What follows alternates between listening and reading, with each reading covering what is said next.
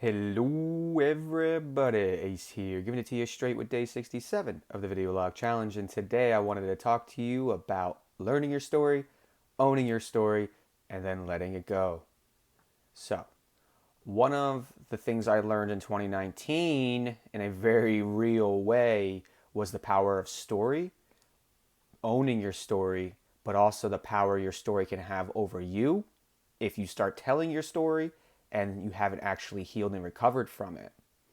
So, I went to a 2 day storytelling workshop in the woods of Florida in October of last year.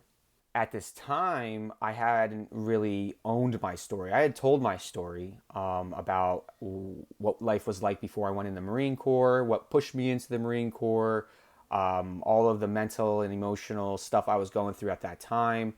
And it was a really powerful weekend. But what I didn't understand was why I was really there from an emotional, spiritual lens.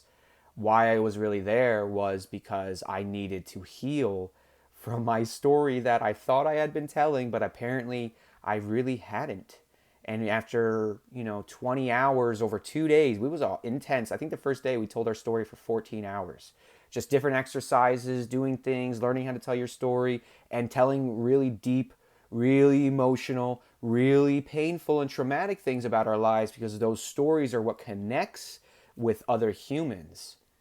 But the one thing that we didn't talk about was if you didn't heal from your story yet and you try to tell it, it's really going to come up. And luckily, they had a psychologist there with them so he could help people work through some of the triggers that they had. Because there were veterans there as well talking about some of their combat PTSD and events that happened. And they would tell their stories, and it was powerful. That we'd cry, and it was very, very, very cathartic.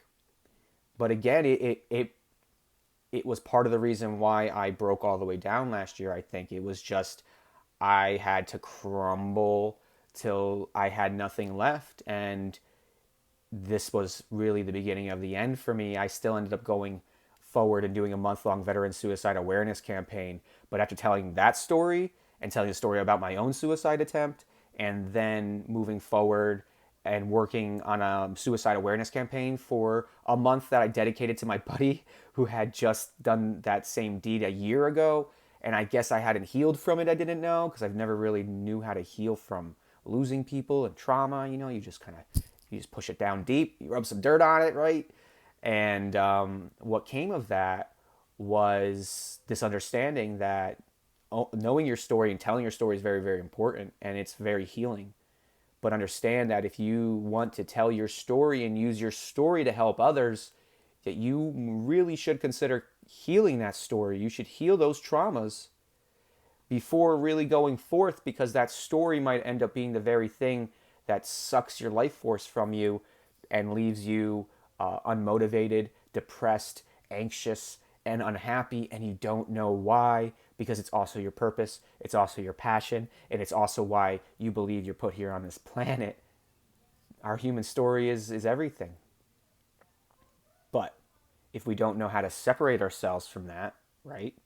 And if we're still that person that we're telling that story about, or if we were that person and yet all we've done is fake it till we make it, and we just decided to change ourselves without addressing the past, once we start telling that story and putting energy behind it, that those things will then start to come back into our reality for us to face. And that is the beauty of the universe, and that's how this thing works. And that's why it's so important that we learn to tell our story, own our story, and then let it go. Because, again, it is a very, very healing and very, very cathartic modality that you can use outside of therapy or outside any of those things. You can write your story in a book. You can write your story in a blog. You can do a video log challenge like this. There's so many things that you can do with your story and put it out there, or don't even put it out there. You can even write your stories and then have a weekly meditation or a weekly ritual where you burn your journal entries or you burn your book at the end of you writing it and say that this is no longer who I was, it's who I've been, and I no longer want to be this person, and you write it all out of you, and then you give it back up to the universe, and you can now move forward as the new sovereign being that you are. So I just wanted to jump on real quick. I didn't want to make this too long.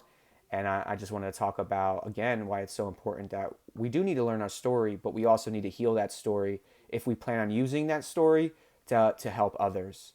Because again, we from as within, so without, if we're not healing it, then we're going to become it. So I'm really grateful to all of you. I love you all very much. I hope you gain a little bit more clarity in your path today. I hope you get a little bit further on your journey. I hope you bring in a little bit more love into your heart so that you can forgive yourself for that human story. You can give yourself a chance to own that human story and be proud of that human story so that eventually you can let it go and become the sovereign, multi-dimensional being that you've always been. So with that, I will see you all at the same time tomorrow. Take care. Goodbye.